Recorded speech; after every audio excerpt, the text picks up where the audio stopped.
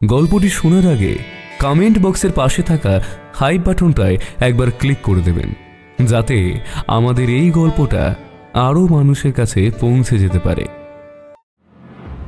কালী পূজার রাত। কলকাতা শহরটা আজ যেন এক অন্য রূপে সেজেছে। অমাবস্যার নিকষ কালো অন্ধকারের বুক চিরে জ্বলে উঠছে লক্ষ লক্ষ মাটির প্রদীপ। টুনি বাল্বের রঙিন আলো আর থেকে থেকে রাতের আকাশ আলো করে দিয়ে ফেটে যাচ্ছে রং মশালার হাওয়াই বাজি। বাতাসে বারুদের গন্ধ, ধূপের সুবাস আর দূর থেকে ভেসে আসা শ্যামা সঙ্গীতের সুর, সব মিলিয়ে এক অদ্ভুত আর মাদকতাময় পরিবেশ। এই আলোর উৎসবের রাতেও আমাদের মন টানল এক গভীরতর, প্রাচীনতর রহস্যের দিকে। আমি আর আমার বন্ধু কিশোরী সেন আজ একবার তারানাথ তান্ত্রিককে দীপাবলির শুভেচ্ছা জানিয়ে আসা যাক। কালী পূজার রাত তন্ত্রের এক বিশেষ ক্ষণ। এই সময়ে তার সান্নিধ্য হয়তো কোনো নতুন উপলব্ধির সন্ধান মিলবে।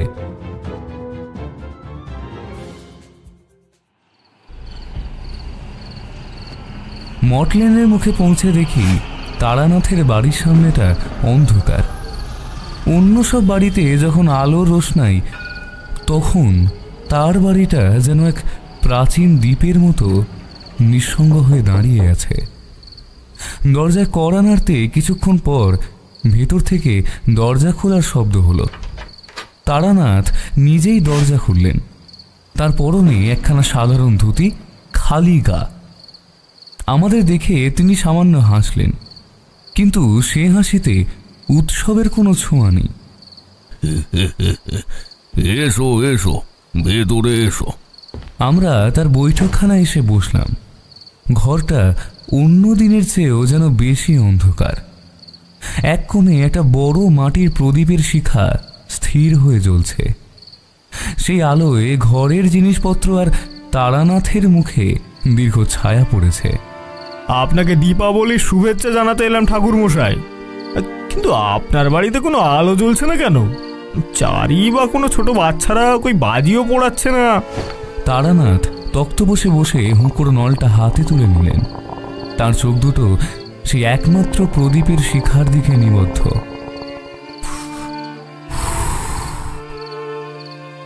কালী পুজোর রাত শুধু আলোর উৎসব নয় কিশোরী, এ হলো অমাবস্যার রাত, বছরের সবচেয়ে গভীর অন্ধকার। এই অন্ধকারে এমন সব শক্তি জেগে ওঠে যাদের সামনে দাঁড়ালে মানুষের সাধনা আর অহংকার খড়কুটোর মতো উড়ে যায়। আজ তোমাদের এমনই এক রাতের কথাই বলবো, যেই রাতে আমি এক ভয়ঙ্কর ভক্তের পাল্লায় পড়েছিলাম। তার ভক্তি ছিল মৃত্যুর চেয়েও শীতল, আর তার ভালোবাসা ছিল শ্মশানের আগুনের চেয়েও সর্বনাশ। আমরা দুজনেই চুপ করে গেলাম। বুঝলাম আজ এক অন্য ধরনের গল্প শোনা যাবে। তারানাথ হুঁকোতে কয়েকটা টান দিয়ে ধোঁয়ার আড়াল থেকে তার কাহিনী শুরু করলেন।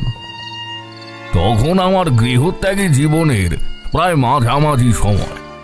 তন্ত্রের পথে কিছু দূর এগিয়েছি, কিছু শক্তিও লাভ করেছি, কিন্তু মন তখনও অতৃপ্ত। সিদ্ধির সন্ধানে নানা জায়গায় ঘুরে বেড়াই।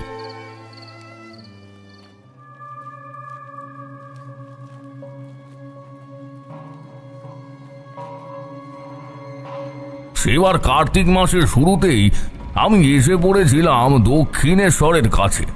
ওই ঠিক দক্ষিণেশ্বরে নয়, গঙ্গার ওপারে কালীঘাটের কাছে এক পুরনো পরিত্যক্ত শিব মন্দিরে আমি আসন পেতেছিলাম।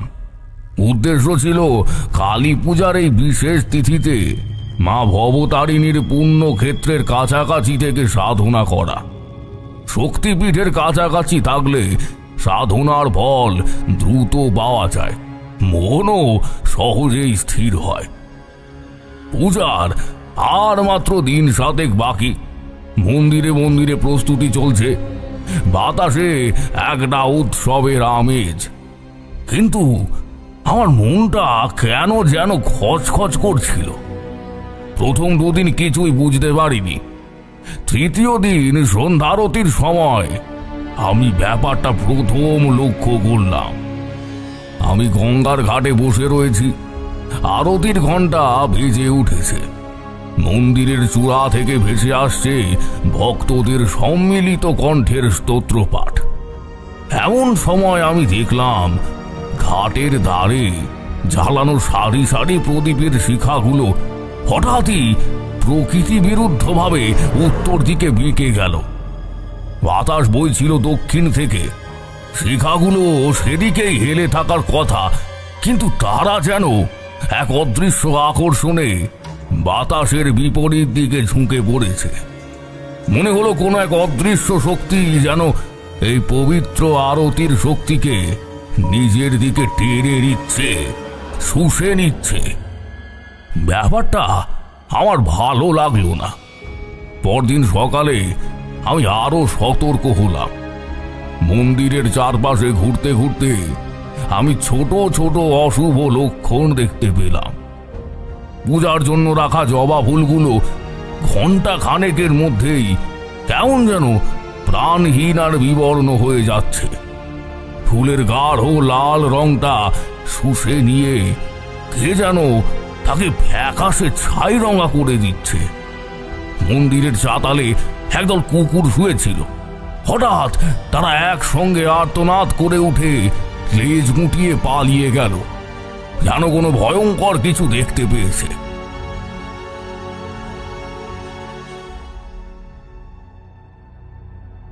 আমি বুঝলাম এই পবিত্র শক্তি ক্ষেত্রের কাছাকাছি কোথাও এক পরাক্রমশালী বাম মার্গের সাধক আস্তানা গেড়েছে। সেই পবিত্র পরিবেশের শক্তিকে নিজের কোনো অশুভ ক্রিয়ার জন্য ব্যবহার করছে। কিন্তু কে সে, কোথায় আছে? আমি আর মন্দিরে বসে সাধনা করার চেষ্টা করলাম না। আমার নতুন কাজ হলো এই অশুভ সাধককে খুঁজে বের করা। এটা শুধু আমার কৌতূহল নয়, এ আমার কর্তব্য। শক্তিপীঠের পবিত্রতা রক্ষা করা প্রত্যেক সাধকেরই ধর্ম। আমি শুরু করলাম আমার যাত্রা, কিন্তু তান্ত্রিকের মতো নয়, সাধারণ মানুষের মতো। ঘাটের পুরোহিত, মন্দিরের ভিখারি, গাঁজার দোকানে বসে থাকা সাধু সন্ন্যাসী সবার সঙ্গে কথা বলতে লাগলাম। জিজ্ঞাসা করতে লাগলাম সাম্প্রতিক কালে এই অঞ্চলে কোনো নতুন অদ্ভুত চেহারার সাধক এসেছে কিনা। দুদিন ধরে ঘোরার পর আমি এক সূত্র পেলাম। আরিয়াদহের কাছে এক পুরনো প্রায় পরিত্যক্ত শ্মশানের ধারে এক পাগল গোছের পুরোহিতের বাস। সে আমাকে বলল,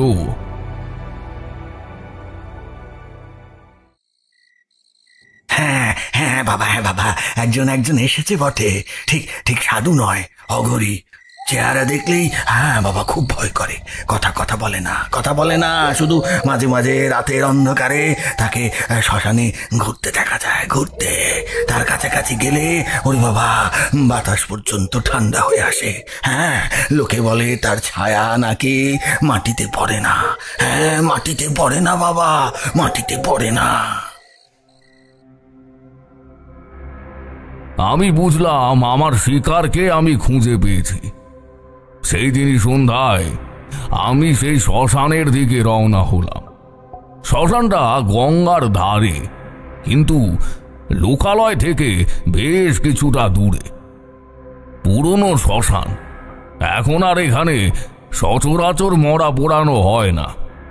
চারদিকে ভাঙা সমাধি, বট অসত্যের ঝুড়ি নেমে এসে এক ভুতুড়ে পরিবেশ তৈরি করেছে।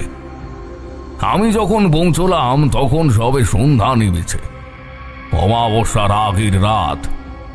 আকাশে চাঁদ নেই, চিতার কোনো আগুনও নেই, শুধু গঙ্গার স্রোতের ছলাৎ ছলাৎ শব্দ আর ঝিঝি পোকার ডাক। আমি একটা ভাঙা বেদির ওপর বসলাম, অপেক্ষা করতে লাগলাম। রাত যখন প্রায় গভীর, তখন আমি তাকে দেখলাম। শ্মশানের অন্য প্রান্ত থেকে এক ছায়া মূর্তি নিঃশব্দে এগিয়ে আসছে। তার হাঁটার মধ্যে কোনো শব্দ নেই, যেন সে মাটির ওপর দিয়ে ভেসে আসছে। কাছে আসতেই আমি বুঝলাম পুরোহিত ভুল কিছু বলেনি। লোকটার চেহারা ভয়ঙ্কর, দীর্ঘ আর শীর্ণ শরীর, শ্মশানের ছাই দিয়ে মাখা, মাথায় জট আর চোখ দুটো অন্ধকারে দুটো জ্বলন্ত কয়লার মতো। সে আমার উপস্থিতি টের পেয়েছিল।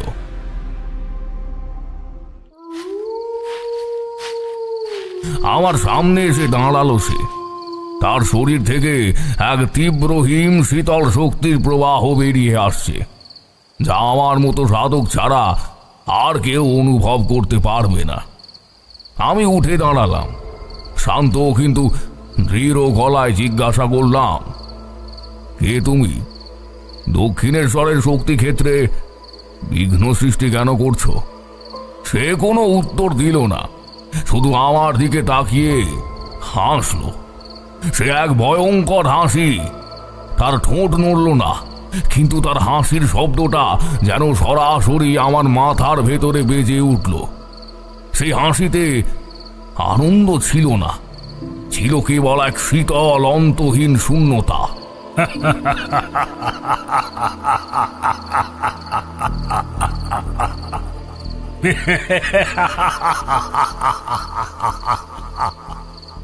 আমি আবার বললাম, তোমার উদ্দেশ্য কি?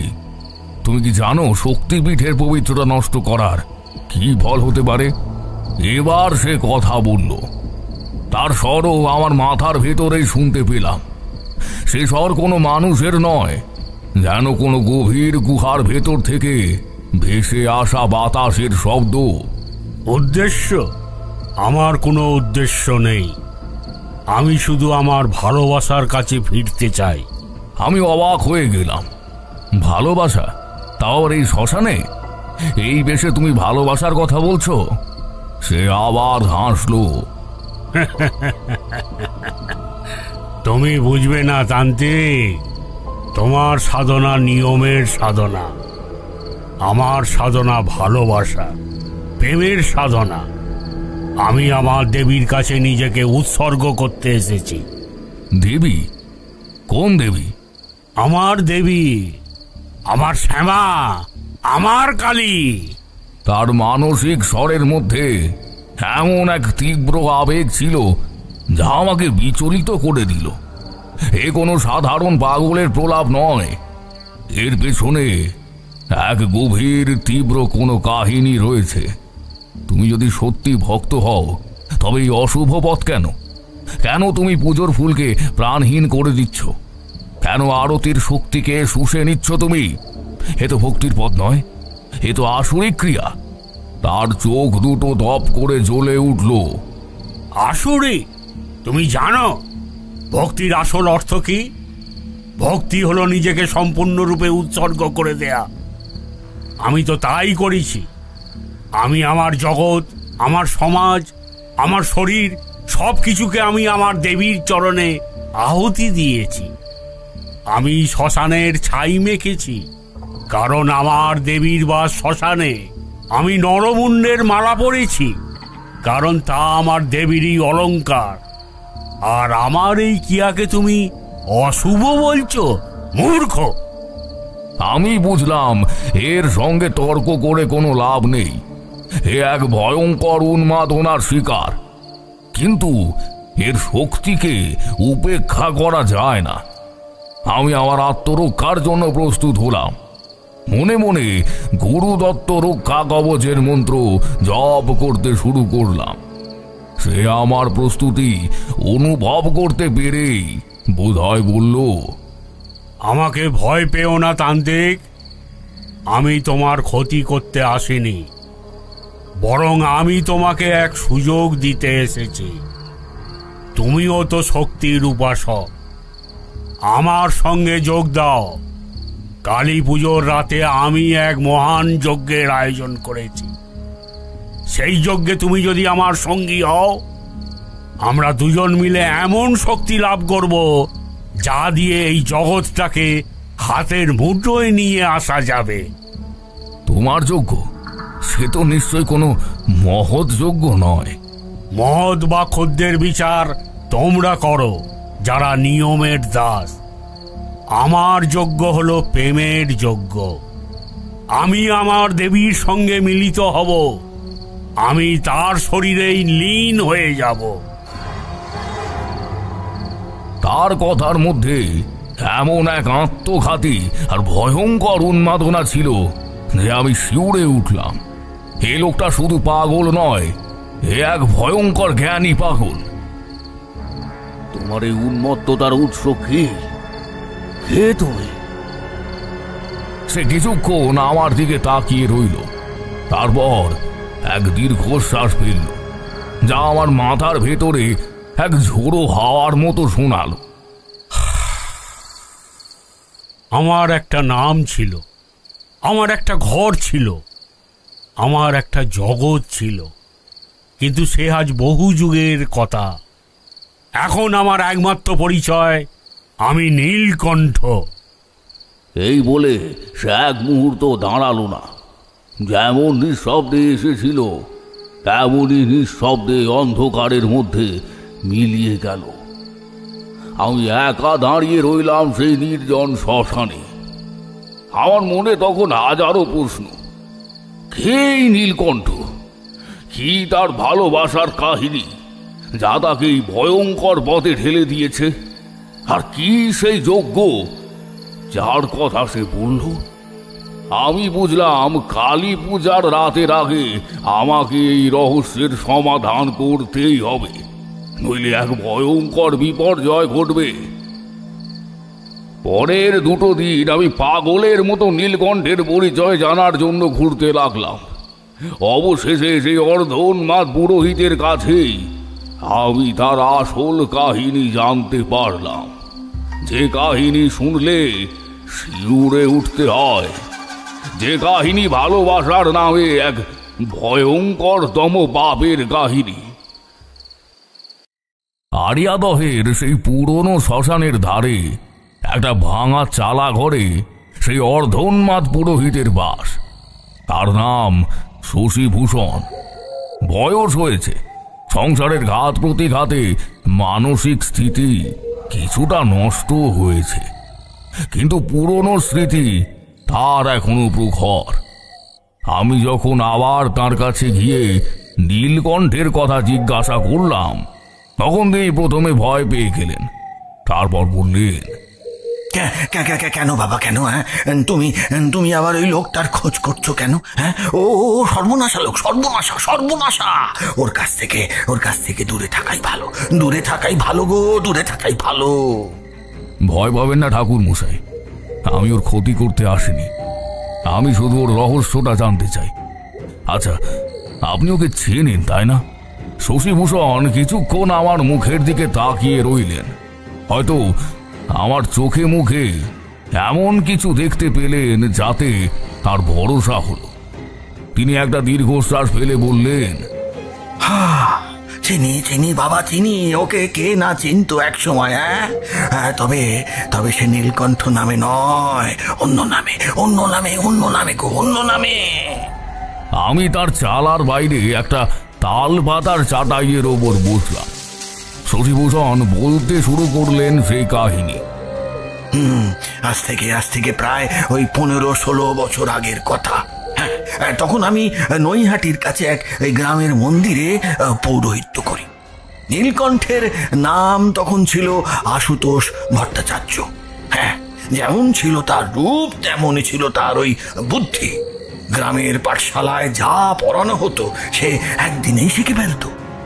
সংস্কৃত ভাষায় তার ছিল অবাধ গতি। সবাই বলতো এ ছেলে বড় হয়ে এক মস্ত পণ্ডিত হবে। কিন্তু তার লেখাপড়ায় না মন ছিল না। তার মন পড়ে থাকতো ওই পাশের গ্রাম কাঁঠালপাড়ায়। আমি কৌতূহলী হয়ে শুনছিলাম, কাঁঠালপাড়ায় আবার কি ছিল? কাঁঠালপাড়ায় থাকতো কল্যাণী মুখোপাধ্যায়দের মেয়ে। হ্যাঁ, ওই যেমন শান্ত তেমনই সুন্দরী। আর তার ভক্তি, আহা, সে মেয়ের ভক্তি দেখলে চোখে একদম জল চলে আসতো গো, জল। ছোটবেলা থেকেই সে ছিল মা কালীর ভক্ত। জয় মা, জয় মা, জয় মা। হ্যাঁ, তার খেলা সঙ্গী ছিল ওই মাটির কালী মূর্তি।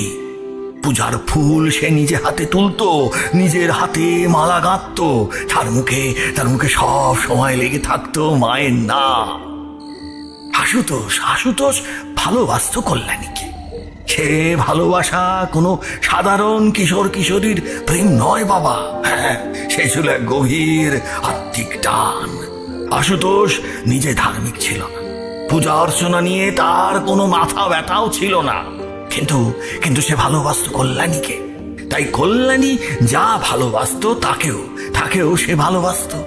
কল্যাণীর জন্য সে সংস্কৃত শ্লোক মুখস্থ করত, দেবীর স্তোত্র গাইত। কল্যাণী যখন পূজায় বসত, আশুতোষ ঘন্টার পর ঘন্টা মন্দিরের চাতালে বসে থাকতো, শুধু তার ওই পূজার শেষে একবার প্রসন্ন মুখের দেখা পাবে বলে। হ্যাঁ, তাদের ভালোবাসা ছিল বড় পবিত্র, বড় নির্মল।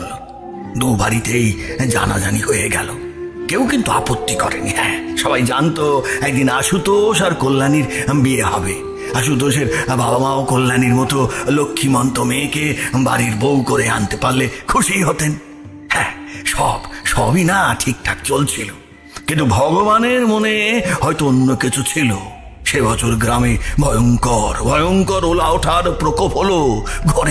ঘরে ঘরে লোক মরতে লাগলো। ডাক্তার বদ্যি কিছুই করতে পারছিল না। কল্যাণীদের বাড়িতেও সেই রোগ প্রবেশ করলো।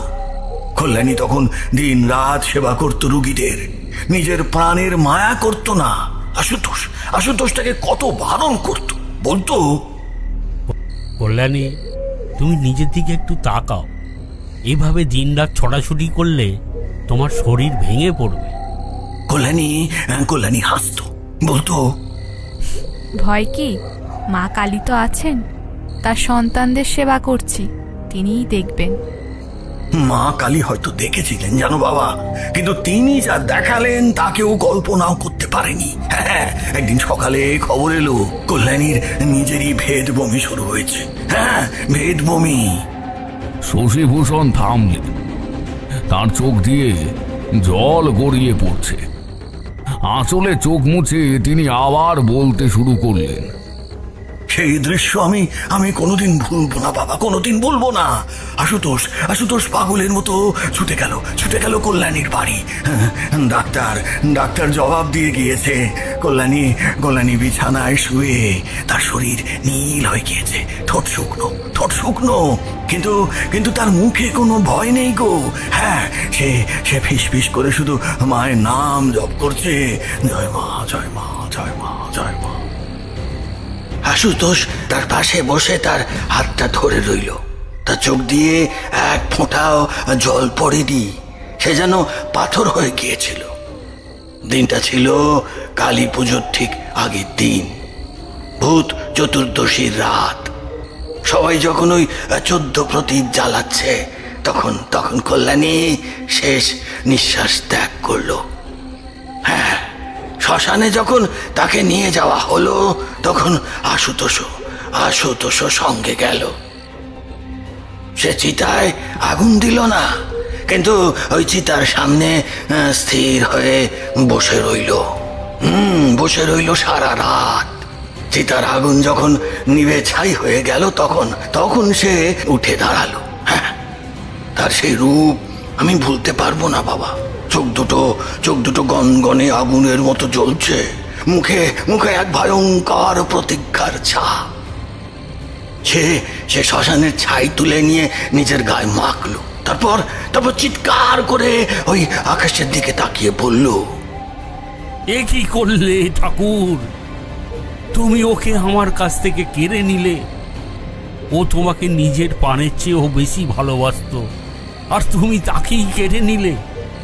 বেশ, তুমি যদি ওকে ফিরিয়ে না দাও, তাহলে আমি নিজেই তোমার কাছে যাব। আমি তোমাকে আমার করে ছাড়ব। সেই দিন থেকে আশুতোষ হারিয়ে গেল। হ্যাঁ, কেউ তাকে আর খুঁজে পায়নি। বছর খানেক পর শোনা গেল সে নাকি তারকেশ্বরে অঘোরী সাধকদের দলে ফিরেছে। তারপর আরো কত বছর কেটে গেল। আজ আজ তুমি যখন তার বর্ণনা দিলে তখন তখন আমি বুঝতে পারলাম সেই আশুতোষী আজ নীলকণ্ঠ হয়ে ফিরে এসেছে। তার তার ভালোবাসা তাকে পাগল করে দিয়েছে বাবা। হ্যাঁ, পাগল। সে ভক্তির পথে দেবীকে পায়নি, তাই তাই সে এখন ওই শক্তির পথে, ধ্বংসের পথে দেবীকে পেতে চাইছে। হ্যাঁ, সে সে এক ভয়ঙ্কর সাধনা, ভয়ঙ্কর। শশীভূষণের কাহিনী শুনে আমি স্তব্ধ হয়ে বসে রইলাম। এ তো শুধু এক উন্মাদ তান্ত্রিকের গল্প নয়, এ এক ভয়ঙ্কর প্রেমের, এক ভয়ঙ্কর ভক্তির কাহিনী। যে ভালোবাসা মানুষকে স্বর্গের পথে নিয়ে যেতে পারত, সেই ভালোবাসাই তাকে ঠেলে দিয়েছে নরকের গভীরে। আমার কাছে সব পরিষ্কার হয়ে গেল। নীলকণ্ঠের উদ্দেশ্য হলো কালী পূজার রাতে এমন এক ভয়ঙ্কর ক্রিয়া সম্পন্ন করা, যা দিয়ে সে মা কালীর শক্তিকে নিজের মধ্যে ধারণ করতে পারবে। সে দেবীর সঙ্গে মিলিত হতে চায়, কিন্তু সে মিলন প্রেমের নয়, জোর করে অধিকারের। এ কাজ যদি সে সফলভাবে করতে পারে, তাহলে যে ভয়ঙ্কর শক্তির জন্ম হবে, তা হয়তো এই জগৎটাকেই ধ্বংস করে দেওয়ার ক্ষমতা রাখে। আমি শশীভূষণকে প্রণাম করে উঠে দাঁড়ালাম। ঠাকুর মশাই, আপনি আমাকে এক অমূল্য তথ্য দিয়েছেন। এবার আমাকে আমার কাজ করতে হবে। তুমি তুমি তুমি তুমি ওর সামনে যেও না বাবা, ওর সামনে যেও না। হ্যাগো হ্যাগো, এখন আর মানুষ নেই, মানুষ নেই। ও ও এক ভয়ঙ্কর দানব, দানব। যেও না, যেও না সামনে বাবা, যেও না, যেও না, যেও না, যেও না, যেও না। ভয় নেই ঠাকুর মশাই। যে দেবীর অপমানের জন্য সে এই পথে নেমেছে, সেই দেবীর সম্মান রক্ষার জন্যই আমাকে এই পথে নামতে হয়েছে। মা ভবতারিণী সব দেখবেন। শ্মশান থেকে বেরিয়ে আমি সোজা গঙ্গার ঘাটের দিকে এলাম। আমার মন স্থির। আমি জানি এই লড়াইটা সহজ হবে না। নীলকণ্ঠের শক্তি শুধু তার সাধনার শক্তি নয়, তার সঙ্গে মিশে আছে এক তীব্র বিশুদ্ধ প্রেমের শক্তি, যা পথভ্রষ্ট হয়ে ঘৃণায় পরিণত হয়েছে। এই শক্তিকে সাধারণ মন্ত্র দিয়ে হারানো যাবে না। পরের দুটো দিন আমি নীলকণ্ঠকে অনুসরণ করতে লাগলাম। সে তখন আর লুকিয়ে ছিল না। সে যেন ইচ্ছে করেই আমাকে তার গতিবিধি জানাতে চাইছিল। আমি দেখলাম সে কলকাতা আর তার আশেপাশের বিভিন্ন কালী ক্ষেত্র থেকে শক্তি সংগ্রহ করছে। কালীঘাট, ঠনঠনিয়া, ফিরিঙ্গি কালীবাড়ি, সব জায়গায় সে রাতের অন্ধকারে হানা দিচ্ছে। সে মন্দিরের পবিত্রতাকে শোষণ করে নিজের অশুভ শক্তিকে বাড়িয়ে তুলছে। আমি বুঝলাম সে এক ভয়ঙ্কর শক্তি হরণ ক্রিয়া করছে। এই ক্রিয়ার সিদ্ধতান্ত্রিকরা কোনো শক্তিপীঠের সঞ্চিত আধ্যাত্মিক শক্তিকে শুষে নিয়ে নিজের কাজে লাগাতে পারে। এর ফলে সেই পীঠস্থান সাময়িকভাবে শক্তিহীন ও শ্রীহীন হয়ে পড়ে। দক্ষিণেশ্বরে আমি যা দেখেছিলাম, এ হলো তারই বৃহত্তর রূপ। কালী পুজোর দিন সকালে আমি শেষবারের মতো তাকে দেখতে পেলাম। সে একটা নৌকা ভাড়া করে গঙ্গার স্রোতের বিপরীতে চলে যাচ্ছে। আমি জানতাম সে কোথায় যাচ্ছে। গঙ্গার বুকে একটা ছোট নির্জন দ্বীপের মতো চর আছে। লোকে তাকে বলে কেতুডাঙ্গার চর। সেখানে বহু পুরনো, প্রায় ধ্বংস হয়ে যাওয়া এক কালী মন্দির আছে। বহু বছর সেখানে কোনো পুজো হয় না। জায়গাটা এমনিতেই কুখ্যাত।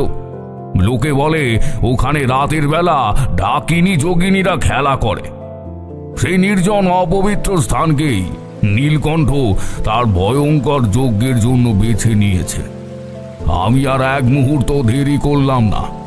আমাকেও সেখানে যেতে হবে, এবং যেতে হবে একা।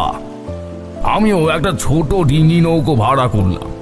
মাঝি প্রথমে কেতুডাঙ্গার চরের নাম শুনে আঁতকে উঠেছিল, কিছুতেই রাজি হচ্ছিল না। শেষে দ্বিগুণ পয়সার লোভে সে আমাকে চরের কাছাকাছি নামিয়ে দিতে রাজি হলো। যখন আমি নৌকোয় উঠলাম তখন বিকেল হয়ে আসছে। আকাশটা কেমন যেন বিবর্ণ, হলদে, বাতাস বন্ধ, গঙ্গার জল স্থির আর কালো হয়ে রয়েছে। যেন একখানা বিশাল কালো কাঁচ পাতা। চারদিকে এক অস্বাভাবিক আর দম বন্ধ করা নিস্তব্ধতা। আমি বুঝলাম এ শুধু প্রকৃতির খেলা নয়, নীলকণ্ঠের ক্রিয়া শুরু হয়ে গিয়েছে। সে তার সাধনার শক্তি দিয়ে জাগতিক পরিবেশকে নিজের ইচ্ছা মতো বদলে দিচ্ছে। নৌকো যখন মাঝ গঙ্গায়, তখন মাঝি ভয় কাঁপতে কাঁপতে বলল, বাবু আর এই গোটা যাবে না গো বাবু, এই দেখছো না জলের রং কেমন বদলে যাচ্ছে গো, আর আর ওই জলের তলা থেকে কেমন যেন গোঙানি শব্দ আসছে, এ গোনা যাবে না। আমি কান পেতে শুনলাম। সত্যি জলের গভীর থেকে যেন হাজার হাজার অতৃপ্ত আত্মা একসঙ্গে গোঙাচ্ছে। আমি মাঝিকে বললাম, তুমি ভয় পেও না, আমাকে ওই চরের পাড়ে নামিয়ে দিয়ে তুমি দ্রুত ফিরে যাও, আর পিছন ফিরে তাকাবে না। আমি যখন চরের মাটিতে পা রাখলাম তখন সূর্য অস্ত যাচ্ছে। পশ্চিম আকাশে যেন রক্তের স্রোত। চরের মাটি নরম আর ভেজা, চারপাশে ভাঙা নৌকোর কাঠ, পুরনো জাল আর মানুষের হাড়গোড় ছড়িয়ে আছে। আর আছে সেই ভয়ঙ্কর নিস্তব্ধতা। চরের মাঝখানে সেই ভাঙা মন্দিরটা একটা কালো কঙ্কালের মতো দাঁড়িয়ে আছে। আমি সেদিকে এগিয়ে গেলাম। আমি জানি আমার হাতে খুব বেশি সময় নেই। মধ্যরাতের আগেই আমাকে নীলকণ্ঠকে থামাতে হবে। মন্দিরের কাছাকাছি পৌঁছতেই আমি প্রথম বাধার সম্মুখীন হলাম। আমার পথ আগলে দাঁড়ালো দুটো ছায়া মূর্তি। ঠিক মানুষের মতো নয়, আবার জানোয়ারের মতো নয়। জমাট বাঁধা অন্ধকারের মতো তাদের শরীর। কেবল দুটো করে লাল আগুনের গোলার মতো চোখ আমার দিকে তাকিয়ে রয়েছে। আমি বুঝলাম এরা হলো ছায়া পুরুষ, নিম্ন স্তরের প্রেতলোক আর এই জাগতিক জগতের মধ্যবর্তী এক ভয়ঙ্কর জীব। এরা সাধকের মন থেকে ভয়, ঘৃণা আর দুর্বলতাকে শুষে নিয়ে নিজেদের শরীর তৈরি করে। নীলকণ্ঠ এদেরই আবাহন করেছে তার যোগ্য ভূমি রক্ষা করার জন্য। আমি আমার ঝোলা থেকে একটা ছোট ত্রিশূল বের করলাম, তারপর গভীর স্বরে উচ্চারণ করলাম ছিন্ন মস্তার অমোঘ মন্ত্র, ওম শ্রীং হ্রিং হ্রিং শ্রীং বজ্র বৈরচনায় হুং ভুং ভট স্বাহা। ওম শ্রীং হ্রিং ক্লিং ওং বজ্র বৈরচনিয়ে হুং হুং ফট স্বাহা। এই মন্ত্র উচ্চারণের সঙ্গে সঙ্গে আমার ত্রিশূল থেকে এক নীল বিদ্যুতের আভা বেরিয়ে এলো। ছায়া পুরুষ দুটো যন্ত্রণায় চিৎকার করে পিছিয়ে গেল, কিন্তু তারা ধ্বংস হলো না। তারা অন্ধকারের মধ্যে মিলিয়ে গিয়ে আবার অন্য দিক থেকে আমাকে আক্রমণ করার জন্য প্রস্তুত হতে লাগলো। আমি বুঝলাম এদের সঙ্গে লড়াই করে শক্তি ক্ষয় করাটা একেবারেই বোকামি। আমার আসল লক্ষ্য মন্দিরের ভিতরে।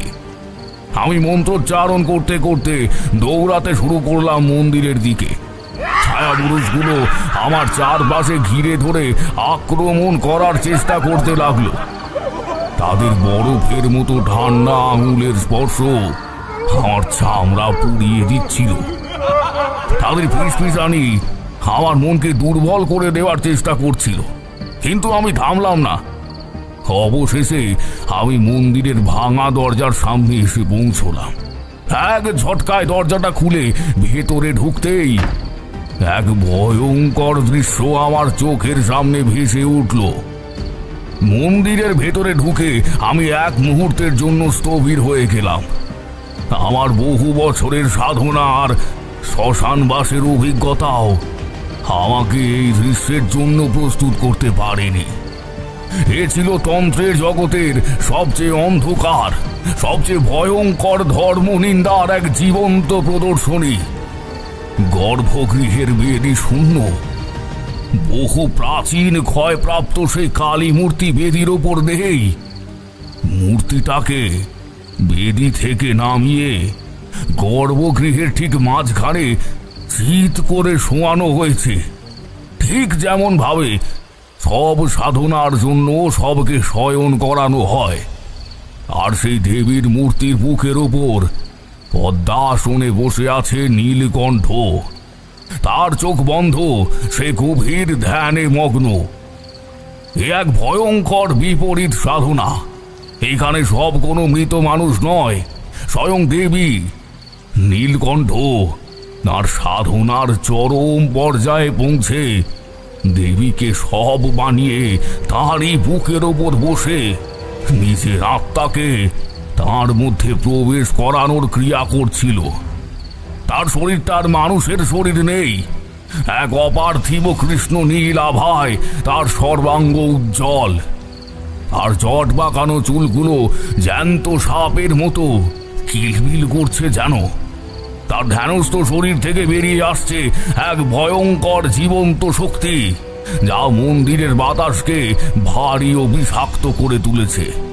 চারপাশে রাখা সেই 5টি কলসির মধ্যে 4টি থেকে বেরিয়ে আসা শক্তিধারা তার শরীরকে পুষ্ট করছে।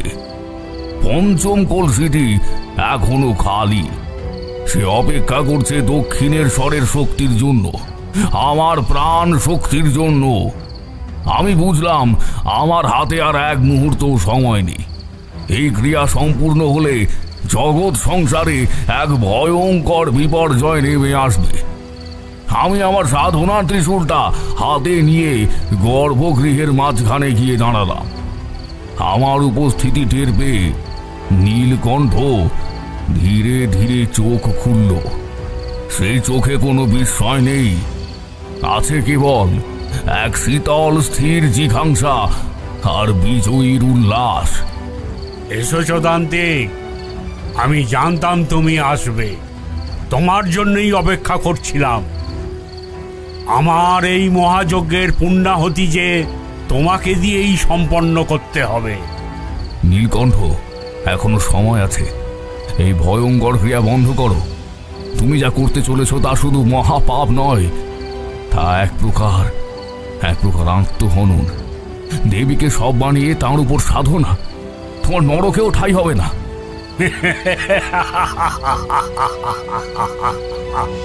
নীলকণ্ঠ হাসল। সে হাসি পাথরের ওপর দিয়ে শীতল স্রোত বয়ে যাওয়ার মতো শোনালো। আত্মহনন?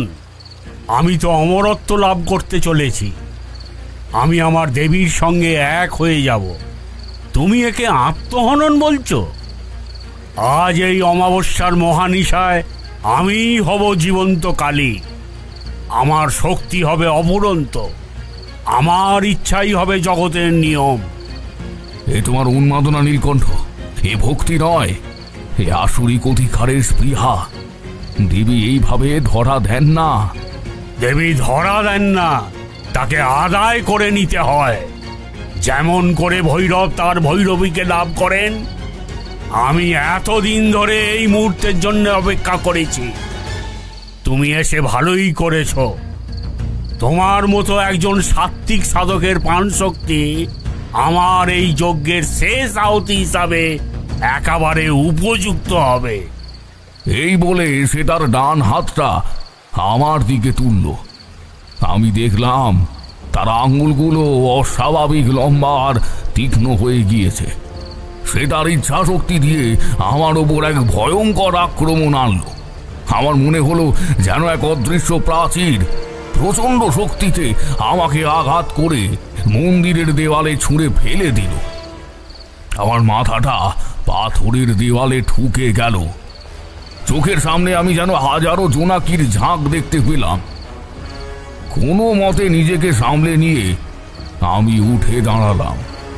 বুঝলাম সরাসরি শক্তির লড়াইয়ে আমি ওর সঙ্গে পেরে উঠব না। ওর শরীরটা এখন বিভিন্ন কালী ক্ষেত্রের সম্মিলিত শক্তির এক আধার হয়ে উঠেছে। আমি আমার ত্রিশূলটা সামনে রেখে আসনে বসলাম। তারপর চোখ বন্ধ করে আমার সমস্ত চেতনাকে একত্রিত করে এক ভয়ঙ্কর স্তম্ভন ক্রিয়া শুরু করলাম। এই ক্রিয়ার উদ্দেশ্য হল শত্রুর গতি ও শক্তিকে সাময়িকভাবে অচল করে দেওয়া। আমি বজ্র গম্ভীর স্বরে মন্ত্র উচ্চারণ করতে শুরু করলাম। ওম হ্রিং স্তম্ভায় স্তম্ভায় মাম সত্যং স্তম্ভায় হং ফট স্বাহা।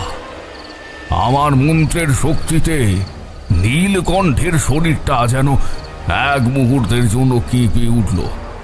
তার চারপাশে ঘুরতে থাকা সেই কালো ধোঁয়ার গতিও যেন কিছুটা ধীর হয়ে এলো। কিন্তু নীলকণ্ঠের মুখে বিস্ময়ের বদলে ফুটে উঠল এক বৈশাচিক হাসি।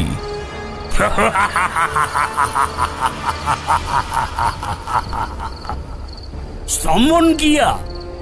বেশ, তোমার জ্ঞান তো সামান্য নয় তান্ত্রিক, কিন্তু তুমি এ কি করছো? তুমি কি বুঝতে পারছো না তুমি আমাকেই সাহায্য করছো? তোমার এই সাত্ত্বিক মন্ত্রের শক্তি আমার এই বিপরীত সাধনাকে আরো পুষ্ট করছে। তুমি যে শক্তি দিয়ে আমাকে বাঁধতে চাইছো সেই শক্তিকেই আমি শুষে নিচ্ছি। আমার স্তম্ভন ক্রিয়ার শক্তি স্রোতের মতো আমার শরীর থেকে বেরিয়ে নীলকণ্ঠের শরীরে প্রবেশ করতে লাগলো। তার শরীরের নীল আভা আরো উজ্জ্বল হয়ে উঠল। আমি ভয়ঙ্কর এক ভুলের ফাঁদে পা দিয়েছি। আমি তাড়াতাড়ি মন্ত্রপাঠ বন্ধ করে দিলাম, কিন্তু ততক্ষণে আমার শরীরের অনেকটা শক্তি ক্ষয় হয়ে গিয়েছে। আমার নাক দিয়ে রক্ত পড়তে শুরু করলো। আমি টলতে টলতে আবার উঠে দাঁড়ালাম। নীলকণ্ঠ হাসছে।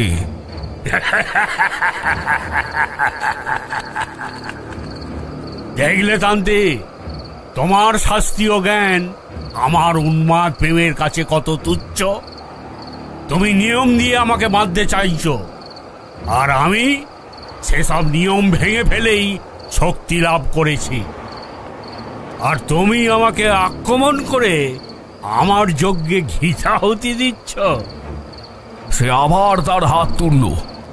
এবার তার লক্ষ্য আমি ছিলাম না, ছিল আমার ত্রিশূল। তার চোখ থেকে দুটো অগ্নিশিখা বেরিয়ে এসে আমার ত্রিশূলটাকে আঘাত করল। ত্রিশূলটা ছিটকে আমার হাত থেকে পড়ে গিয়ে মন্দিরের এক কোণে ছিটকে পড়ল। আমি নিরস্ত্র, অসহায়। নীলকণ্ঠ ধীরে ধীরে তার আসন দেবীর বুকের ওপর থেকে উঠে দাঁড়ালো। তার দীর্ঘ ছায়াটা আমার উপর এসে পড়েছে, যেন মৃত্যুরই ছায়া। এবার তোমার পালা তান্ত্রিক, ভয় পেও না। তোমার আত্মাকে আমি যন্ত্রণা দেব না। আমি শুধু তোমার প্রাণ শক্তিটুকুই গ্রহণ করব, আমার কল্যাণীর জন্যে, আমার দেবীর জন্যে। সে দেখো, তার জন্য আমি স্বয়ং দেবীকেও নিজের দাসী বানিয়েছি। তার প্রেমই আমার কাছে একমাত্র সত্য। সে আমার দিকে এগিয়ে আসতে লাগলো। আমার শরীর অসার, মোহ নবশ। আমি জানি আর কয়েক মুহূর্তের মধ্যেই আমার জীবন শেষ হয়ে যাবে। আমার সমস্ত সাধনা, সমস্ত জ্ঞান আজ ব্যর্থ। আমি চোখ বন্ধ করে শেষবারের মতো আমার গুরুকে স্মরণ করলাম, আমার ইষ্ট দেবীকে স্মরণ করলাম। মৃত্যুর জন্য প্রস্তুত হলাম আমি। আর ঠিক সেই চরম হতাশার মুহূর্তে, যখন আমার সমস্ত অর্জিত জ্ঞান আর শক্তি পরাজিত, আমার মনে ভেসে উঠল পুরোহিত শশীভূষণের মুখ। তার বলা সেই করুণ কাহিনী, আশুতোষ আর কল্যাণীর নির্মল ভালোবাসার কথা। আমার মনে পড়ল সেই দৃশ্য, কল্যাণীর পুজোর শেষে আশুতোষের ব্যাকুল অপেক্ষা, তার জন্য আশুতোষের শ্লোক মুখস্থ করা। এ কোনো ভয়ঙ্কর সাধক নয়, এ এক ভগ্ন হৃদয় প্রেমিক। আমার মধ্যে এক নতুন উপলব্ধি জন্মালো। নীলকণ্ঠের এই ভয়ঙ্কর শক্তির উৎস ঘৃণা নয়, বিদ্বেষ নয়, এর উৎস এক তীব্র পথভ্রষ্ট ভালোবাসা। একে শক্তির অহংকার দিয়ে পরাজিত করা যাবে না। যে আগুন প্রেমের উত্তাপে জ্বলে উঠেছে তাকে নেভাতে হলে বিদ্বেষের জল নয়, প্রয়োজন আরো বড়, আরো নির্মল কোনো অনুভূতির। আমার মনে হলো এই আগুনের উৎস ঘৃণা নয়, প্রেম। একে নেভাতে হলে জলের প্রয়োজন নেই, প্রয়োজন আরো বড় প্রেমের। নীলকণ্ঠ আমার একেবারে সামনে এসে দাঁড়িয়েছে। তার বরফ শীতল হাতটা আমার গলা লক্ষ্য করে এগিয়ে আসছে।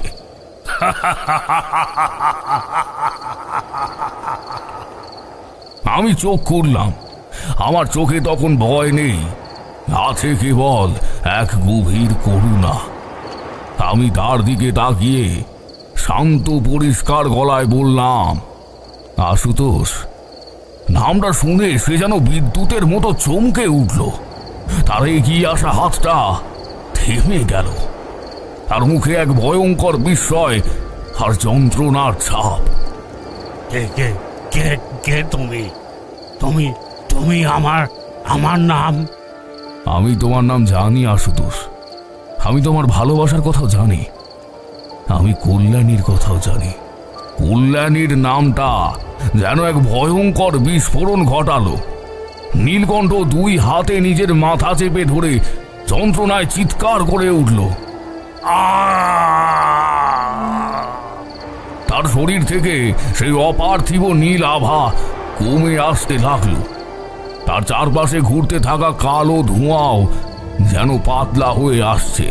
না না, ওই নাম উচ্চারণ করবে না। ও আমার, ও শুধু আমার। তুমি কি সত্যি মনে করো আশুতোষ, তোমার এই ভয়ঙ্কর রূপ দেখলে কল্যাণী খুশি হতো? যে কল্যাণী জীব সেবাকেই মায়ের পূজা বলে মনে করত, সে কি চাইতো তুমি তার নামে এই রক্তের খেলা খেলো? এ তোমার ভক্তি নয়, এ তোমার অহংকার। তুমি কল্যাণীকে ভালোবাসোনি, তুমি নিজের ভালোবাসাকেই ভালোবেসেছ। আমার কথাগুলো যেন তপ্ত শলাকার মতো তার চেতনায় বিদ্ধে লাগলো। সে হাঁটু গেড়ে মাটিতে বসে পড়ল। তার চোখ দিয়ে আর আগুন বের হচ্ছে না, বের হচ্ছে দুই ধারা কালো অশ্রু, যা তার ছাই মাখা গাল বেয়ে গড়িয়ে পড়ছে। না, আমি শুধু ওকে ফিরে পেতে চেয়েছিলাম। আমি আর কিছু চাইনি। আমি বুঝলাম এই সুযোগ। তার মন এখন দুর্বল, তার শক্তির বর্ম ভেঙে গিয়েছে। কিন্তু তাকে ধ্বংস করা আমার উদ্দেশ্য নয়। এক পথভ্রষ্ট আত্মাকে সঠিক পথে ফিরিয়ে আনাই সাধকের ধর্ম। আমি মন্দিরের কোণ থেকে আমার ত্রিশূলটা তুলে নিলাম। তারপর নীলকণ্ঠের সামনে দাঁড়িয়ে এক ভয়ঙ্কর উচ্চাটন ক্রিয়া শুরু করলাম। কিন্তু এ উচ্চাটন কোনো মানুষকে তার ভিটে ছাড়া করার জন্য নয়। এ উচ্চাটন ছিল এক আত্মার ভেতর থেকে তার উন্মাদনাকে, তার বিকৃত আসক্তিকে বিতাড়িত করার ক্রিয়া। আমি তার ভালোবাসাকে তার থেকে বিচ্ছিন্ন করছিলাম না। আমি তার ভালোবাসার ওপর যে ঘৃণার আর অধিকারের আবরণ জন্মেছিল তাকে ছিন্ন করছিলাম। আমি এক ভয়ঙ্কর মন্ত্রোচ্চারণ করতে লাগলাম, যা সাধকরা কেবল আত্মরক্ষার শেষ উপায় হিসেবে ব্যবহার করে। ওম হ্রিং ক্লিং মাম শত্রু চিত্ত বিচ্ছেদং কুরু কুরু পাঠ।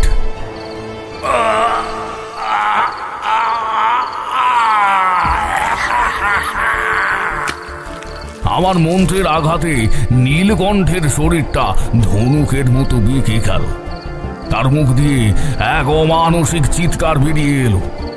আমি দেখলাম তার শরীর থেকে তার সেই তীব্র অধিকারমূলক আসক্তিটা এক কালো ছায়ামূর্তির মতো বিচ্ছিন্ন হয়ে যেতে চাইছে। কিন্তু ক্রিয়া সম্পূর্ণ হওয়ার আগেই এক ভয়ঙ্কর ঘটনা ঘটল। নীলকণ্ঠের ভেতর থেকে তার আসক্তি দুর্বল হয়ে যেতেই সে তার শক্তির ওপর নিয়ন্ত্রণ হারিয়ে ফেলল। আর সেই মুহূর্তেই তার নিজেরই ক্রিয়ার ফলে জন্ম নেওয়া সেই ভয়ঙ্কর সত্তা, সেই শক্তি পিশাচ, সে তার সুযোগ বুঝে নিল। বহুক্ষণ ধরে সে নীলকণ্ঠের শক্তি শোষণ করে পুষ্ট হচ্ছিল। এখন তার প্রভুকে দুর্বল পেয়ে সে আর অপেক্ষা করল না। পঞ্চম কলসি থেকে বেরিয়ে আসা কালো ধোঁয়াটা হঠাৎ এক ভয়ঙ্কর রূপ ধারণ করল। এক অশরীরী ক্ষুধার বিশৃঙ্খলার মূর্তি। সে এক পৈশাচিক অট্ট হাসি করে নীলকণ্ঠের দুর্বল শরীরের ওপর ঝাঁপিয়ে পড়ল। নীলকণ্ঠের মুখ দিয়ে শেষবারের মতো একটা আর্তনাদ বেরিয়ে এল। তারপর তার শরীরটা নিষ্প্রাণ হয়ে দেবীর মূর্তির উপর লুটিয়ে পড়ল। আর তার আত্মাকে গ্রাস করে নিয়ে সেই শক্তি পিশাচ এক ভয়ঙ্কর পূর্ণাঙ্গ রূপ ধারণ করল। মন্দিরের ভেতরটা তার বৈশাচিক অট্ট হাসিতে ভরে গেল। আমি এক ভয়ঙ্কর ভুল করে ফেলেছিলাম। এক উন্মাদকে শান্ত করতে গিয়ে আমি এক মহাশক্তিধর বন্ধনহীন পিশাচকে মুক্তি দিয়ে দিয়েছি। নীলকণ্ঠের হরণ করা সমস্ত শক্তি, পীঠস্থানের সমস্ত তেজ সবই এখন ওই পিশাচের অধীনে। তার কোনো আবেগ নেই, কোনো দুর্বলতা নেই, আছে শুধু আদিম আর বিশুদ্ধ ক্ষুধা। আমার দিকে তাকিয়ে পিশাচটা হাসল। সে হাসি নীলকণ্ঠের হাসির চেয়েও ভয়ঙ্কর। সেই শক্তি পিশাচের অট্ট হাসিতে মন্দিরের দেওয়ালগুলো পর্যন্ত কেঁপে উঠল। নীলকণ্ঠের নিষ্প্রাণ দেহটা থেকে তার শেষ প্রাণ শক্তিটুকু শুষে নিয়ে সে এক ভয়ঙ্কর রূপ ধারণ করল। সে আর কোনো ধোঁয়া বা ছায়া মূর্তি নয়, জমাট বাঁধা অন্ধকারের এক মানবাকৃতি মূর্তি। তার চোখ দুটো যেন দুটো জ্বলন্ত আগুনের গহ্বর। নীলকণ্ঠের শরীরটা তার পায়ের কাছে শুকনো পাতার মতো পড়ে রয়েছে। আমি বুঝলাম আমার জীবনের সবচেয়ে ভয়ঙ্কর ভুলের সম্মুখীন আমি হয়েছি। নীলকণ্ঠের মধ্যে আবেগ ছিল, দুর্বলতা ছিল, কিন্তু এই সত্তা এক বিশুদ্ধ আদিম ক্ষুধা। এর মন নেই, কোনো স্মৃতি নেই, আছে শুধু শক্তি হরণ করার অনন্ত ইচ্ছে। সে নীলকণ্ঠের চেয়ে 1000 গুণ বেশি ভয়ঙ্কর। পিশাচটা আমার দিকে তাকিয়ে তার মানসিক স্বরে কথা বলল। সে স্বর কোনো ভাষার নয়, যেন হাজার হাজার মরা পাতা একসঙ্গে খসখস করে ওঠার শব্দ। সাধক, তুমি আজ আমাকে মুক্তি দিয়েছ, আমি তৃপ্ত। তোমার প্রাণ শক্তি দিয়েই আমি আমার প্রথম আহার শুরু করব। আমার হাতে ত্রিশূল, কিন্তু আমি জানি এ দিয়ে কোনো লাভ হবে না। যে শক্তি স্বয়ং দেবতার শক্তিকে কলুষিত করে জন্মেছে, তাকে জাগতিক অস্ত্র দিয়ে আঘাত করা বৃথা। সে আমার দিকে এক পা এগিয়ে এলো।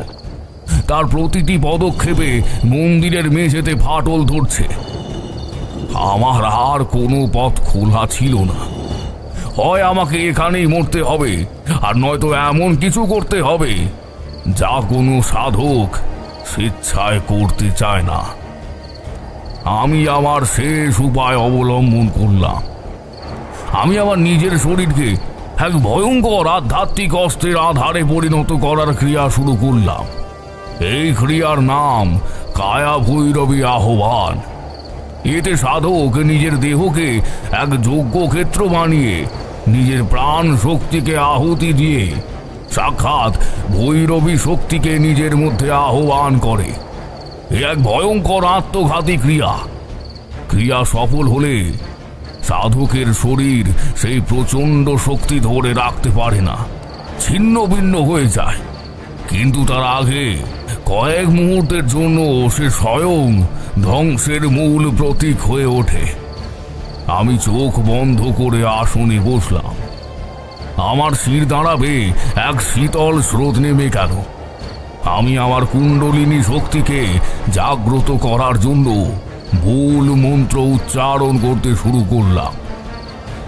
ওং হ্রিং শ্মশান বাসিনী মম দেহে আগচ্ছ আগচ্ছ হং হং ঝিং ফট। আমার শরীরটা যেন বেঁকে গেল। আমার মনে হলো আমার শিরা উপশিরা দিয়ে আর রক্ত নয়, আগুন বয়ে চলেছে। আমার প্রতিটি লোমকূপ থেকে যেন বিদ্যুতের স্ফুলিঙ্গ ঠিকরে পড়ছে। আমি নেই, আমার চেতনা লুপ্ত হয়ে যাচ্ছে, আর তাহার জায়গায় জেগে উঠছে এক আদিম ভয়ঙ্কর ধ্বংসকারিণী শক্তি। শক্তি পিশাচরা আমার এই পরিবর্তন দেখে থমকে গিয়েছিল। সে হয়তো ভেবেছিল আমি ভয়ে আত্মসমর্পণ করব, কিন্তু আমার এই ভয়ঙ্কর রূপ দেখে সেও তার পূর্ণ শক্তি দিয়ে আমার উপর ঝাঁপিয়ে পড়ল। শুরু হলো এক অবিশ্বাস্য যুদ্ধ। মন্দিরের ভেতরটা যেন এক মহাজাগতিক যুদ্ধক্ষেত্রে পরিণত হলো। একদিকে বিশুদ্ধ বিশৃঙ্খলার শক্তি, আর অন্যদিকে নিয়ন্ত্রিত ধ্বংসের শক্তি। আমাদের দুজনের শক্তির সংঘাতে মন্দিরের পাথরগুলো খসে পড়তে লাগলো। ছাদরা চৌচির হয়ে গেল। আমি ত্রিশূল দিয়ে তাকে আঘাত করছি, আর সে তার ছায়ার মতো হাত দিয়ে আমার প্রাণ শক্তি শুষে নেওয়ার চেষ্টা করছে। কিন্তু আমি বুঝতে পারছিলাম আমি বেশিক্ষণ এই অবস্থা ধরে রাখতে পারবো না। আমার শরীরটা ছিঁড়ে যাচ্ছে, আমার চেতনা প্রায় লুপ্ত। আমি জানি আর কয়েক মুহূর্তের মধ্যেই আমার মৃত্যু ঘটবে। পিশাচরাও সেটা বুঝতে পেরেছিল। সে এক বৈশাচিক উল্লাসে চিৎকার করে উঠল। আর ঠিক সেই চরমতম মুহূর্তটিতে, যখন আমার নিজেরই তৈরি করা আগুনে আমার আত্মা প্রায় ভস্মীভূত, আমার মনে পড়ল কল্যাণীর কথা, সেই পবিত্র নির্মল ভক্তির কথা। আর আমার অবশ হয়ে আসা চেতনা এক নতুন পথ খুঁজে পেল। আমি শক্তি দিয়ে শক্তির বিনাশ করতে চাইছিলাম, কিন্তু নীলকণ্ঠের ভুলের পর আমারও কি সেই একই ভুল করা উচিত? যে দেবী কল্যাণীর মতো ভক্তকে আশ্রয় দেন, তিনি কি শুধু ধ্বংসের দেবী হতে পারেন? না, আমার অন্তরাত্মা চিৎকার করে উঠল। আমি আর ভৈরবী শক্তির আশ্রয় চাইলাম না। আমি আমার সমস্ত ক্ষয়িষ্ণু চেতনাকে একত্রিত করে এক শিশুর মতো আর্তনাদ করে ডেকে উঠলাম, মা, মা। আমি কোনো মন্ত্র উচ্চারণ করলাম না, কোনো ক্রিয়া করলাম না। শুধু আমার সমস্ত সত্তা দিয়ে, আমার সমস্ত বিশ্বাস দিয়ে আমি মাকে ডাকলাম। সেই মা যিনি কল্যাণীর ভক্তি গ্রহণ করেন, সেই মা যিনি জগৎ জননী। মা, মা, তোমার সন্তান আজ বিপন্ন। তোমার নামে কলঙ্ক রটছে, রক্ষা করো মা। তোমার এই ভয়ঙ্কর রূপ সংবরণ করো। আর সঙ্গে সঙ্গে সব কিছু থেমে গেল। সেই ভয়ঙ্কর শক্তি পিশাচ স্থবির হয়ে গেল। আমার শরীরের ভেতরের সেই আগুনের জ্বালা শান্ত হয়ে এলো। মন্দিরের ধ্বংসলীলা থেমে গেল। আমি চোখ খুলে দেখলাম গর্ভগৃহের পরিবেশটা বদলে গিয়েছে। যে কালী মূর্তি এতক্ষণ শববৎ মাটিতে শায়িত ছিল, তার মধ্য থেকে কোনো মূর্তি বেরিয়ে আসেনি। কিন্তু সেই প্রস্তর মূর্তি থেকে এখন আর কৃষ্ণনীল অশুভ আভা বের হচ্ছে না। তার বদলে এক স্নিগ্ধ কোমল আর স্বর্ণাভ জ্যোতি বেরিয়ে এসে সমস্ত মন্দিরটাকে আলো করে দিয়েছে। সেই আলোয় কোনো তেজ নেই, কোনো দাহ নেই, আছে কেবল অপার শান্তি আর করুণা। শক্তি পিশাচটা সেই আলোয় যন্ত্রণায় ছটফট করতে লাগলো। এ আলো তাকে পোড়াচ্ছে না, কিন্তু তার সত্তাকে যেন ভেতর থেকে গলিয়ে দিচ্ছে। সে এক ভয়ঙ্কর গর্জন করে উঠল, যা কোনো জাগতিক শব্দ নয়। আমি বুঝলাম দেবী আমার ডাকে সাড়া দিয়েছে। তিনি নিজে আসেননি, কিন্তু তিনি তার আসল রূপ, তার মাতৃরূপ, তার করুণা রূপ প্রকাশ করেছে। তিনি আমাকে পথ দেখিয়েছেন। এবার লড়াইটা আমাকেই শেষ করতে হবে। আমার শরীর তখনও কায়া ভৈরবী আহ্বানের তেজে প্রায় ছিন্ন ভিন্ন, কিন্তু সেই স্বর্ণাভ আলো আমার শরীরকে স্পর্শ করতেই আমি এক নতুন শক্তি পেলাম। এ শক্তি ধ্বংসের নয়, সৃষ্টির। আমি টলতে টলতে উঠে দাঁড়ালাম। আমার চোখ দুটো থেকে তখনও যেন সেই স্বর্ণাভ জ্যোতি ঠিকরে পড়ছে। আমার কণ্ঠস্বর আমারই ছিল, কিন্তু তার সঙ্গে মিশেছিল এক গভীর, শান্ত আর মাতৃময় অনুরণন। আমি শক্তি পিশাচের দিকে তাকিয়ে আর কোনো ভয়ঙ্কর মন্ত্র উচ্চারণ করলাম না। আমি শুরু করলাম সেই মহামন্ত্র, যা মুক্তি দেয়, যা বন্ধন ছেদন করে, মহামৃত্যুঞ্জয় মন্ত্র। ওম ত্র্যম্বকং যজামহে সুগন্ধিম পুষ্টিবর্ধনম উর্বারুকমিভ বন্ধনান মৃত্যুমূর্খসীমামৃতম। এই মন্ত্র কোনো অস্ত্র নয়, এ হলো আরোগ্য আর মুক্তির প্রার্থনা। বিশৃঙ্খলা আর ক্ষুধার মৃত প্রতীক এই শক্তি পিশাচ এই পবিত্র ধ্বনি তরঙ্গ সহ্য করতে পারছিল না। সে আর্তনাদ করে উঠল। তার জমাট বাঁধা অন্ধকারের শরীরটা কাঁপতে শুরু করলো। সে আমাকে আক্রমণ করার জন্য এগিয়ে আসতে চাইল, কিন্তু পারল না। মহামৃত্যুঞ্জয় মন্ত্রের প্রতিটি শব্দ যেন এক একটি অদৃশ্য প্রাচীর তৈরি করে তাকে ঘিরে ফেলেছে। তার ভয়ঙ্কর রূপটা ধীরে ধীরে গলতে শুরু করলো। সে কোনো বিস্ফোরণে ছাই হয়ে গেল না, বরং তার কৃষ্ণকায় শরীরটা থেকে কালির মতো তরল গড়িয়ে পড়তে লাগলো। আর সেই তরল মাটিতে পড়ার আগেই স্বর্ণাভ আলোয় বাষ্প হয়ে মিলিয়ে যাচ্ছিল। সে এক বিভৎস অথচ আশ্চর্য দৃশ্য। মনে হচ্ছিল যেন এক শিল্পী তার ক্যানভাস থেকে একটা ভুল কুৎসিত ছবিকে ধীরে ধীরে মুছে ফেলছে। পিশাচটা যন্ত্রণায় ছটফট করতে লাগলো। তার মানসিক আর্তনাদে আমার মাথা ফেটে যাচ্ছিল। সে পালাবার পথ খুঁজছিল, কিন্তু মহামৃত্যুঞ্জয় মন্ত্রের বন্ধন অমোঘ। আমি এক মনে মন্ত্র জপ করে চলেছি। আমার প্রতিটা নিঃশ্বাসের সঙ্গে সেই স্বর্ণাভ শক্তি আমার শরীর থেকে বেরিয়ে এসে পিশাচের সত্তাকে নির্মল করে চলেছে। অবশেষে এক দীর্ঘ যন্ত্রণাময় মুহূর্তের পর তার কৃষ্ণকায় শরীরটা পুরোপুরি মিলিয়ে গেল। তার সেই মানসিক আর্তনাদও থেমে গেল। মন্দিরের গর্ভগৃহে নেমে এলো এক পরম পবিত্র নৈশব্দ। যে মুহূর্তে পিশাচটা সম্পূর্ণ বিলীন হয়ে গেল, সেই মুহূর্তে আমার শরীরের ওপর থেকে সমস্ত দৈবী শক্তির প্রভাবও চলে গেল। কায়া ভৈরবী আহ্বান আর মহামৃত্যুঞ্জয় মন্ত্র জপ করার যে প্রচণ্ড ধকল, তা আমার নশ্বর শরীর আর সহ্য করতে পারল না। আমার চোখের সামনে স্বর্ণাভ আলোটা ধীরে ধীরে কালো হয়ে এলো। আমি আর দাঁড়িয়ে থাকতে পারলাম না, সেইখানেই লুটিয়ে পড়লাম। যখন আমার জ্ঞান ফিরল, তখন কালী পূজার পরের দিন সকাল। ভোরের স্নিগ্ধ আলো মন্দিরের ভাঙা ছাদ দিয়ে আমার মুখে এসে পড়েছে। আমি কোনো মতে উঠে বসলাম। আমার শরীরে কোনো দুর্বলতা নেই, বরং এক নতুন পবিত্র শক্তিতে আমার সর্বাঙ্গ ভরে আছে। গর্ভগৃহের পরিবেশ সম্পূর্ণ বদলে গিয়েছে। সেই ভয়, সেই ঠান্ডা স্রোত আর নেই। নীলকণ্ঠের দেহ বা তার কোনো চিহ্ন সেখানে নেই। কেবল পঞ্চমুণ্ডির আসনের ওপর পড়ে আছে এক মুঠো ছাই আর তার সেই নরমুণ্ডের মালা। আর সেই কালী মূর্তি, সে আর মাটিতে শায়িত নেই। সে আবার তার বেদির উপর স্বমহিমায় প্রতিষ্ঠিত। কোনো মানুষ তাকে সেখানে তোলেনি। সে যেন নিজের ইচ্ছাতেই নিজের আসনে ফিরে গিয়েছে।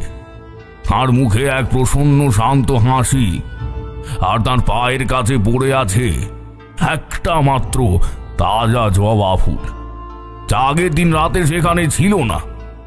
আমি বুঝলাম দেবী আমার পূজা গ্রহণ করেছেন।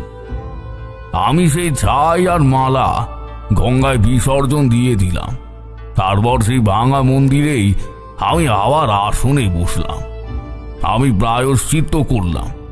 প্রায়শ্চিত্ত করলাম নিজের অহংকারের জন্য, শক্তি দিয়ে শক্তিকে জয় করার স্পর্ধার জন্য।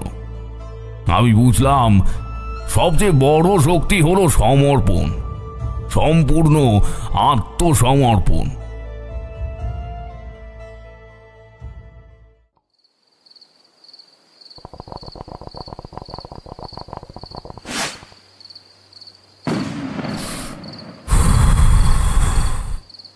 সেই ঘটনার পর আমি একটা বড় জিনিস শিখেছিলাম কিশোরী। কি? যারা চিন্তা করে কালীর শক্তি শুধু ধ্বংসের মধ্যেই সীমাবদ্ধ, তারা ভুল। মায়ের আসল আন্তরিক রূপ হলো দয়া আর করুণার। তিনি যেমন অসুর দলনী, তেমনি তিনি জগৎ জননী। তিনি যেমন শ্মশানচারিণী, তেমনি তিনি সন্তানের দুঃখে বিগলিত হন। সেই দিন আমি তার সেই মাতৃরূপের সামান্য একটু আভাস পেয়েছিলাম। একজন তান্ত্রিকের জীবনে এর চেয়ে বড় পাওয়া আর কিছু হতে পারে না। নীলকণ্ঠ ভক্তির পথ ধরেছিল, কিন্তু তার ভক্তি ছিল অধিকারের, অন্ধকারের। তাই সে দেবীর রুদ্র রূপকেই জাগ্রত করেছিল। আর আমি যখন আমার সমস্ত অহংকার বিসর্জন দিয়ে শুধু মা বলে ডেকেছিলাম, তখন তিনি তার মাতৃরূপে সাড়া দিয়েছিলেন। তারানাথের কথা শেষ হতে আমরা আর কিছুই বলতে পারলাম না। আজ যে গল্প আমরা শুনলাম তা আমাদের এতদিনের শোনা সব গল্পকে ছাপিয়ে গেল। এ শুধু কোনো ভয়ের গল্প নয়, এ এক গভীর আধ্যাত্মিক উপলব্ধির কাহিনী। আমরা নীরবে উঠে দাঁড়ালাম। তারানাথকে প্রণাম করে আমরা যখন বিদায় নিচ্ছি, তখন তিনি মৃদু হেসে বললেন, আবার এসো। আমরা জানি আমরা আবার আসব, কারণ তারানাথের গল্পের ঝুলি যে অফুরন্ত, আর তার প্রতিটি গল্পের শেষে লুকিয়ে থাকে জীবনের এক গভীরতম সত্যের সন্ধান।